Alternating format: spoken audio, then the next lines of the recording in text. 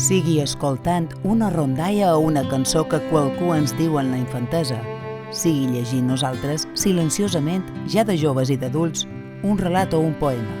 La literatura ens explica històries, ens commou, ens aporta valors i enriqueix la nostra capacitat comunicativa.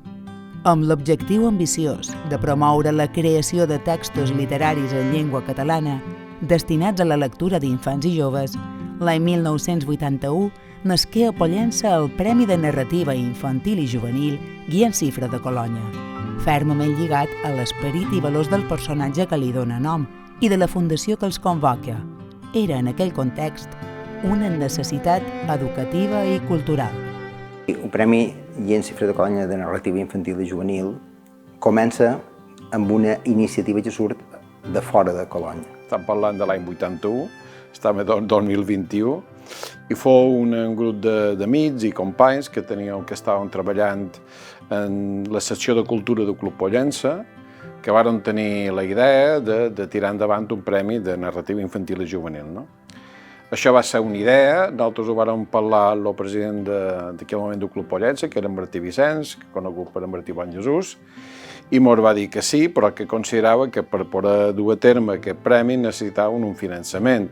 I aleshores vàrem parlar, evidentment, ens va dir que parlàssim amb la Caixa de Colonya per tal d'intentar veure si volien dur a terme aquest finançament. Colonya escolta, entén que està dins el que és un objectiu social, com era la normalització en aquell moment de la llengua catalana, i el que fa és s'implica en aquesta iniciativa. I aquí va començar una aventura que va ser d'entrada una col·laboració amb Pollença-Colonya, fins que després, a poc va ser només Caixa de Colonya, o la Fundació Guillem Cifra de Colonya, que des del principi va veure que això era una idea interessant per moltes raons. Una, perquè a les Illes Balears no hi havia cap premi d'aquestes característiques, i això era important. En segon lloc, perquè dur a terme un impuls a la literatura infantil i juvenil també era important, un moments en què començava a les Illes Balears tot el procés de normalització lingüística a nivell escolar, i per tant tenir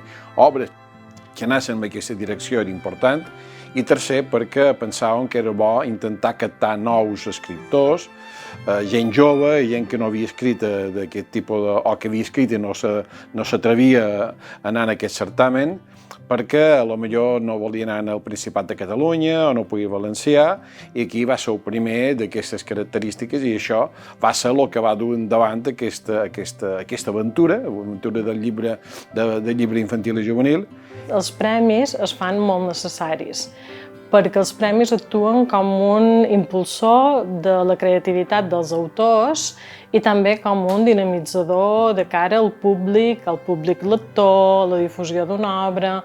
Per tant, la creació d'un Premi de Literatura Infantil i Juvenil jo crec que és una aposta valenta i decidida d'una banda, i de l'altra, molt necessària per vestir la cultura, aquí on s'insereix, sigui quina sigui, d'unes eines de promoció i de dinamització cultural general. Jo crec que per a Colonya, evidentment, significa una manera de materialitzar amb una bona iniciativa la seva obra social. Guillem Cifra de Colonya, pedagog i filantrop, nasqué a Pollença l'any 1852. Arrel dels seus estudis a Madrid, on es traslladà l'any 1869, i sobretot del contacte amb intel·lectuals de relleu, conegué els representants espanyols del creusisme, dels quals va rebre una decisiva influència. El creusisme era un moviment filosòfic que fonamentava l'educació de l'ésser humà en els pilars de la ciència i de la virtut moral. De la mà d'aquest moviment, Guillem Cifra assistí de primera mà a la creació de la Institució Lliure d'Ensenyança, de la qual n'arribà a ser professor. L'any 1878 tornà a Mallorca amb la intenció d'aplicar el model educatiu interioritzat a la capital i crear a Pollença la Institució d'Ensenyança a imatge de la Institució Lliure d'Ensenyança de Madrid. La intenció de don Guillem, però, era singular. No pensar tant en un servei a la burgesia, com era habitual aleshores, sinó a les persones sense mitjans per accedir a l'educació.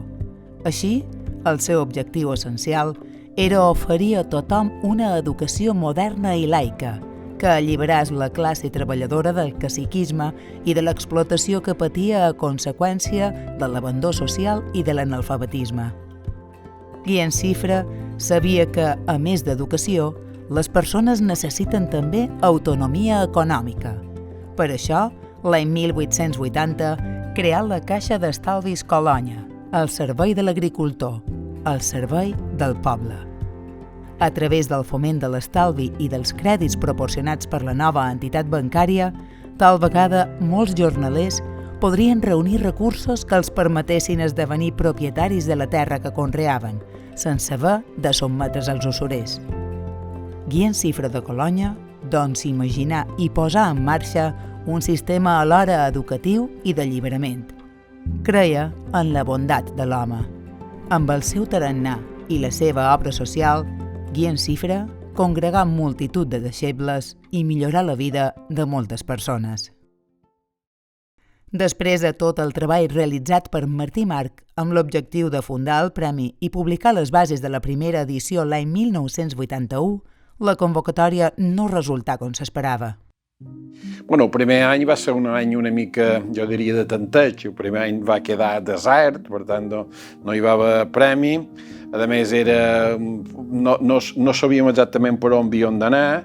Jo record que, per exemple, la primera convocatòria que deia ser l'any 1981 va quedar deserta. I jo record, per cert, confés que jo hi havia presentat un original. Però quan se decideix declarar un premi desert és perquè, en efecte, en aquell moment, en aquelles circumstàncies, cap d'aquelles obres presentades ha tingut suficient qualitat a criteri de jurat per a ser premiada. I això s'ha d'acceptar. En els autors molt sap molt de greu, com és evident, i també l'entitat organitzadora. Però dona un punt de credibilitat a les decisions del jurat i a la qualitat, al llarg termini, del premi. I l'impacte que no vam veure després, que va sortir un escriptor que va ser el primer que va guanyar el premi, que és en Miquel Reó, que de qualque més de les persones que, a més de guanyador, ha estat durant molt d'anys, i és durant molt d'anys, un dels membres permanents del jurat del premi, ha demostrat que la selecció de les obres guanyadores, que n'hi ha moltes, ha estat exitosa, l'impacte en un món infantil i juvenil ha estat important. L'any 1982, però, la segona edició del premi tingué un guanyador, el jove escriptor Miquel Rayó, amb l'obra El raïm del sol i de la lluna. Curiosament, el primer llibre de ficció que jo vaig publicar va ser el llibre que havia obtingut el premi Guillem Xifra de Colònia. Això va ser l'any 1900, l'edició va ser el 83, per tant el premi devia ser 1982, i jo era un autor novell, jo començava. Només havia publicat una altra obra que no tenia res a veure en ficció i vaig tenir la sort d'obtenir aquest premi, que és veritat, jo crec que me va servir d'empenta per tractar sobretot els temes que a mi m'interessaven en aquella època, que eren la cultura popular i tradicional, les rondalles mallorquines, modernitzar-les, i llavors el tema de la naturalesa. I jo crec que això va interessar en el jurat. Probablement perquè també en Guillem Xifra de Colònia, el personatge que dona nom en el premi i a l'entitat que suporta aquest premi, era una persona sensible a la naturalesa, amant de les excursions i sobretot de la didàctica de la naturalesa en els nins, en els infants. I probablement aquest llibre meu connectava amb aquesta línia de l'en Guillem Xifra de Colònia, probablement. A Palma també trobam l'escriptora Rosa Maria Colom, que té una relació molt especial amb el premi. Segons afirma, li va canviar la vida. Una companya de magisteri. Jo vaig estudiar de major i llavors suspenia el català. I suspenia el català, finalment el vaig aprovar. I un dia a reciclatge una professora me va dir: tu, per què no escrius? Tu tens post d'escriptora. I va ser com un fat i fat.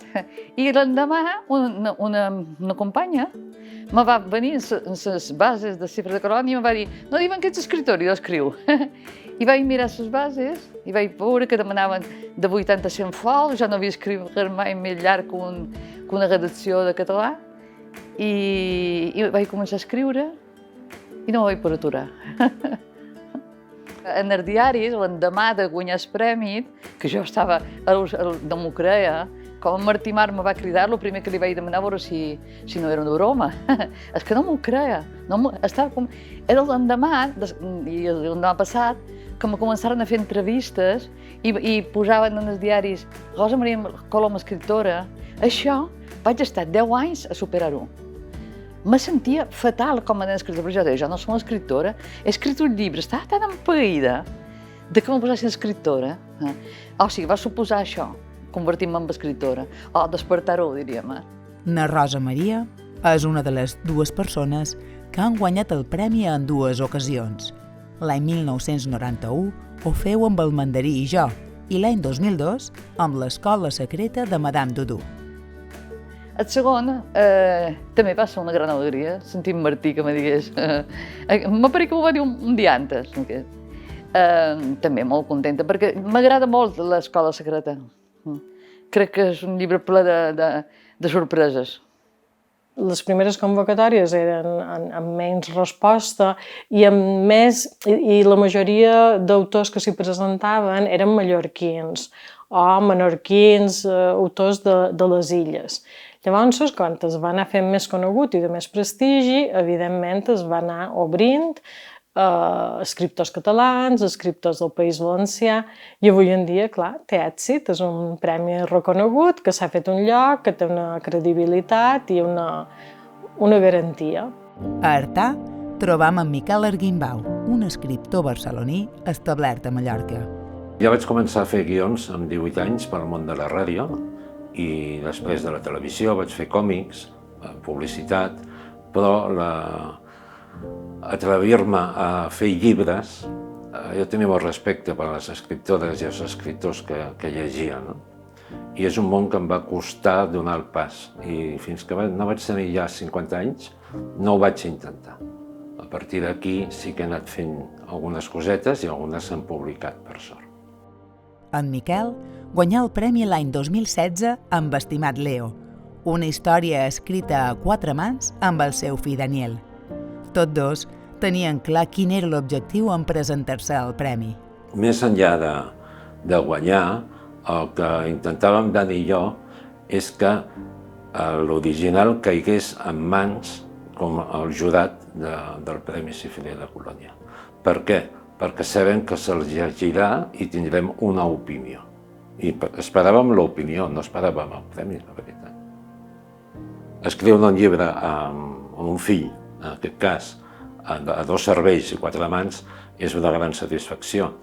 Naturalment, ell de vegades veia les coses d'una manera i jo d'una altra manera, i això és diàleg, que és el que ens falta tant en aquesta vida actual, no? Diàleg, propostes. El premi també ha despertat interès entre els autors valencians. En Xavier Mínguez fou reconegut per la seva obra L'Amanda i la companyia de monstres l'any 2012. Doncs guanyar el Premi Guillem Cifre de Colònia va ser poc més que un somni. Jo em dediqué a investigar sobre literatura infantil, coneixia molt bé el premi. És un premi de referència que han guanyat autors i autores de tot el domini lingüístic, gent a la qual jo admire molt, i diguem-ne que era com un pas més en la meva carrera d'escriptor. El llibre Amanda i la companyia dels monstres és el meu millor llibre amb diferència. Té tots els elements que el fan un llibre molt premiable i molt llegible. Els meus lectors i lectores, la veritat és que reconeixen que és un llibre molt trepidant, no? molt apassionant. A més, en tot aquest procés, doncs, clar, havia d'anar a Mallorca, que és una terra que jo adore. Vaig conèixer el jurat del premi, un jurat que és de luxe, absolutament de luxe. Recordem que des del principi, i per reforçar el jurat del premi, en fou membre permanent el reconegut escriptor Gabriel Gené Manila, Premi Nacional de Literatura Infantil i Juvenil als anys 1988 i 1994. El Premi de Narrativa Infantil i Juvenil Guillem Cifre de Colònia s'ha convertit en una carta de presentació de l'obra social i cultural de Colònia, Caixa d'Estalvis de Pollença i de la Fundació Guillem Cifre de Colònia.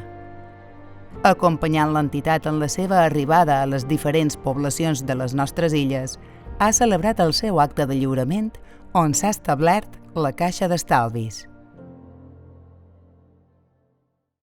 La coordinació del premi és una part fonamental per assegurar-ne el manteniment i la qualitat dels textos premiats, així com per assegurar-ne l'edició. L'any 2015, i després de 34 anys d'implicació, en Martí Marc va traspassar aquesta tasca a Namar Rayó. Ella és qui en té ara la responsabilitat. La persona que coordina el premi el que fa és estar estretament en contacte tant amb Colònia i amb la Fundació i amb Agustina Bosch, que és una peça molt important també del premi, i sobretot amb els membres del jurat, que són les persones que a la fi triaran quina és l'obra premiada cada any. El jurat del Premi Colònia està format per 4 persones, de les quals una d'elles sempre és nova, i això fa que sempre hi hagi una veu nova per analitzar les obres juntament amb els altres 3 membres, que aquests sí que són permanents.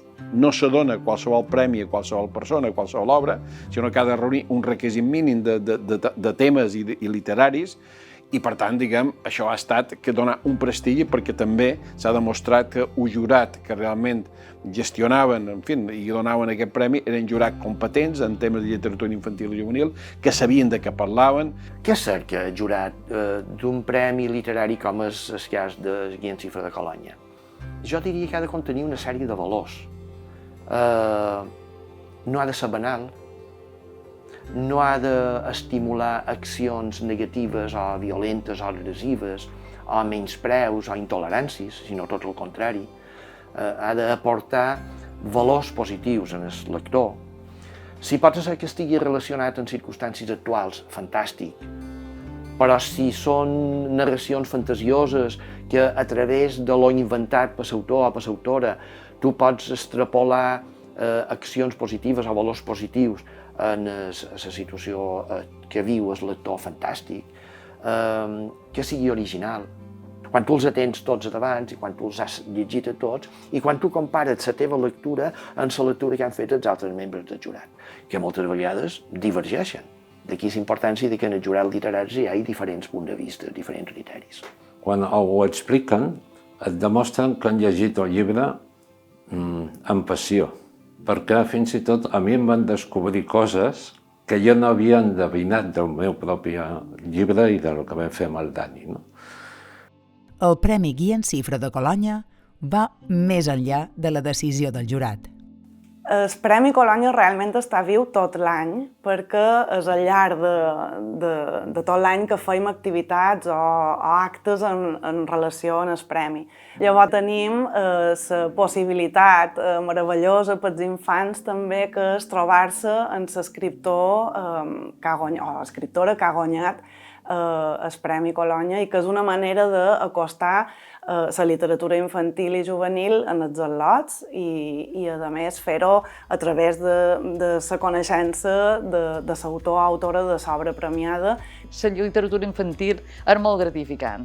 Tu, en els nens, te pots inventar el món i els nens s'ho creuen. I el més ideal és que quan vas a les escoles i llavors es connectes aquella idea que te va venir, aquell moment com un llamp, i després se converteix en llibre, i després vas a una escola i resulta que aquests nens els hi han cantat i s'han emocionat, o han plorat, o han demanat si escriuries una segona part. Això val molt la pena. I és tot un aprenentatge, la veritat, és un espectacle que val molt la pena, i crec que enriqueix també molt els autors, perquè saben com el seu lector està assimilant el llibre. Jo crec que és un enriquiment personal i professional per un escriptor saber com el teu públic està entenent la teva obra. M'encanta veure les seves reaccions, m'encanta que em donen la seva opinió. Sempre aprens molt quan parles amb els xiquets i les xiquetes, i això va ser també un moment preciós. Enguany no s'ha pogut fer per desplaçament degut a la pandèmia. El que han fet una connexió, els alumnes des de l'aula de la seva escola, l'escriptor, que evidentment estava a casa seva. Enguany ho han seguit celebrant, és a dir, el premi s'ha imposat fins i tot a la pandèmia. I llavors poder estar en contacte amb ells gràcies a aquesta activitat que ens dona el fet d'haver guanyat el premi encara és més enriquidor que el premi metàl·lic, per dir-ho així, que sempre ajuda. Un gran atractiu pels escriptors que es presenten al premi és la certesa que, si el guanyen, la seva obra serà publicada i distribuïda. El premi és una aportació econòmica més la publicació d'un llibre que es fa possible l'editorial. Això s'encarrega a Barcanova actualment. Que sí, que suposa que no t'has de preocupar, que el llibre s'edita de seguida, hi ha els mitjans de comunicació se n'ocupen, suposa un gran impuls. Per mi, ho dic molt seriosament, avui en dia, segle XXI, 2021, que estem ja amb les tablets, amb els mòbils, amb els ordinadors, tenir un llibre a les mans és complicadíssim. I publicar és molt difícil. A no ser que siguis... que t'encarreguin un llibre, publicar és complicadíssim. Barcanova, amb seu a Barcelona, és l'editorial que des de fa uns anys s'encarrega d'aquesta feina. Als inicis i durant més de 30 anys fou la Galera l'editorial compromesa amb la publicació de les obres premiades. Barcanova hi col·labora en part del jurat del Premi Guillem Xifra de Colònia i també amb la publicació de l'obra guanyadora. L'editorial també aporta la seva visió relacionada amb la pròpia edició del llibre, amb el procés de creació, amb el procés final, quan li dones forma d'un llibre, quan el portes a un punt de venda perquè pugui arribar als lectors i a les lectores, i per tant sí que és un treball d'equip. En primer lloc, en la Galera i després en Barcanova, s'ha demostrat que són dues editorials potents, que tenen una bona màrqueting, una bona comercialització, un bon producte de disseny però de contingut. Compartir moltes coses, com és la creació literària dels autors i de les autores, el foment de la lectura, el compromís per la nostra llengua i pel territori, però a més justament també compartim aniversari, perquè tant el Premi com Barcanova enguany celebren el seu 40è aniversari. I nosaltres el que fèiem a Barcanova de la primera edició del premi, ens quedam un número d'exemplars que els repartim a través d'escoles que tenim en convenis, i aquestes escoles el que fan en el llibre el faciliten a un curs. Haver tingut les eines per poder-te haver format com a un bon lector, una bona lectura, és primordial. Jo crec que són obres que dinamitzen, impulsen, animen les col·leccions i la vida de la literatura infantil i que creen lectors, de qualque manera. La literatura infantil i juvenil és una literatura d'emocions. Després de 40 anys d'història, el Premi de Narrativa Infantil i Juvenil Guillem Xifra de Colònia s'ha convertit en un referent de la literatura infantil i juvenil en llengua catalana i compta amb un total de 37 llibres premiats, la publicació dels quals ha permès a infants, joves i adults gaudir de la més bella i plaent literatura. Un premi amb un itinerari tan llarg, perquè són 40 convocatòries, i que hagi resistit els pas del temps, és evident que té una història de pujades i baixades d'interès i de recepció. Hi ha hagut moments en què les obres presentades no eren moltes, darrerament són moltíssimes. Des de l'any 2016-2017 hi ha un promig, jo crec que de 25 obres presentades cada any, que són moltes per un premi d'aquestes característiques. El Premi Guillem Xifra de Colònia compleix 40 anys. Això són molts d'anys per un premi dins una literatura petita com la literatura catalana. Jo crec que darrere els premis, com darrere tots els projectes, hi ha persones, hi ha gent engrescada en aquella idea que no se cansa, que és perseverant i que aconsegueix dur a terme. Veus que no és un premi aïllat, ni isolat, ni que quedi al marge, sinó que està ben en sintonia amb les temàtiques i les tendències de la literatura infantil de cada dècada, d'aquestes 4 dècades que han passat. Jo no puc valorar 40 anys perquè no tinc tanta memòria dels fets, però sí que conec les persones que engegaren aquesta iniciativa. Jo crec que han d'estar satisfets, però aquesta satisfacció no ha de ser autocomplaença. Aquesta satisfacció el que ens ha de servir és per estímul, per continuar i anar més endavant. Jo crec que el premi sí que té una transcendència social. moltes persones al llarg de la seva vida escolar se van trobar amb el Premi de Narrativa Infantil i Juvenil. I és una obra que l'han fet assequible a la gent, i en la mesura que sigui assequible a la gent, estigui present a les nostres biblioteques, estigui present a les nostres escoles, tingui molt de lectors, aquest realment és un dels objectius que cerca el Premi. I jo crec que ha estat un acte de coherència en els principis del fundador de l'Agència Fira de Colònia, que va dir que l'educació és la clau per la transformació social, i un element d'educació és la cultura, i per tant la cultura dedicat a infants i joves, és la clau per fer bons lectors, lectors crítics i lectors amb capacitat d'entendre i de saber analitzar el món en què vivien. Saps quan en Steve Jobs deia que mirant el passat és lligar punts, no? Que saps coses que van i no saps cap on surten, no? I mon pare me'n record que venia a Colònia, era de l'assemblea, i una vegada va dur un llibre, estava a la prestatgeria i el vaig agafar, i era l'alquimia del cor. I aquest va ser el primer llibre que vaig llegir en llengua catalana gràcies a l'obra social de Colònia. Coincidències. Crec que si realment m'haguessin dit que 40 anys després estaríem aquí, m'hagués dit, bueno, això és l'utopia, i com va dir algun escriptor, l'utopia ens ajuda a caminar, no? I per tant nosaltres teníem clar el que volíem, però no podíem imaginar. Per tant, jo ara vist en perspectiva, crec que jo, si m'ho haguessin dit, hauria dit, ojalà arribàssim a això, no? Érem molt ingenus, érem molt joves, però sí que pensàvem que això no era una cosa d'un dia, que tenia que s'arribar. I jo, vist ara en perspectiva, no sé més que emocionar-me quan veig tots aquests resultats.